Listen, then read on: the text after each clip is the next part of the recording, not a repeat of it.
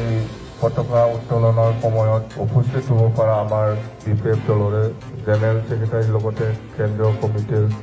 আমাৰ গোটেই বিষয়াসকল আৰু সকলো চেলৰ প্ৰেচিডেণ্ট ছেক্ৰেটাৰীসকল আৰু আমাৰ ইয়থ ওমেন আৰু PSOৰ সন্মানীয় ছেক্ৰেটাৰী প্ৰেচিডেণ্টসকল আৰু উপস্থিত আমাৰ ডেলিগেটসকল। তো আমাৰ BPF দল গঠন হৈছিল 2005 চনত আৰু আমি BPF দলটো যেটো উদ্দেশ্য লৈ পেলাই সকলো জাতি জনগোষ্ঠীক লৈ পেলাই যেটো গঠন কৰিছিল ইয়াৰ উদ্দেশ্যটো হ'ল BTC অঞ্চলত শান্তি বজাই ৰখা, BTC অঞ্চলৰ সকলো জাতি জনগোষ্ঠী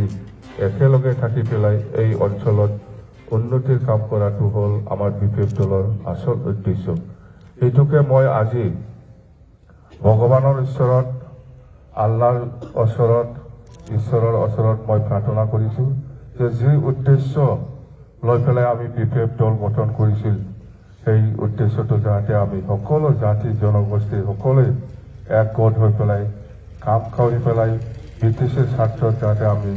কাম কৰিব পাৰে তাৰ কাৰণে মই ঈশ্বৰৰ ওচৰত বা আল্লাহৰ ওচৰত বা ভগৱানৰ ওচৰত মই প্ৰাৰ্থনা কৰিছোঁ আৰু সকলোৱে যাতে এই 2025ত সকলোৱে যাতে আমি যেটো 2025 চনত যেটো BTC নিৰ্বাচন হ'বলৈ কৈ আছে যাতে আমি একেলগে মানে BTCৰ স্বাৰ্থত কাম কৰি যাব পাৰে তাৰ কাৰণে মই আৰু আকৌ এবাৰ প্ৰাৰ্থনা কৰি মোৰ বক্তব্য ইয়াতে সামৰিছোঁ। Thank U.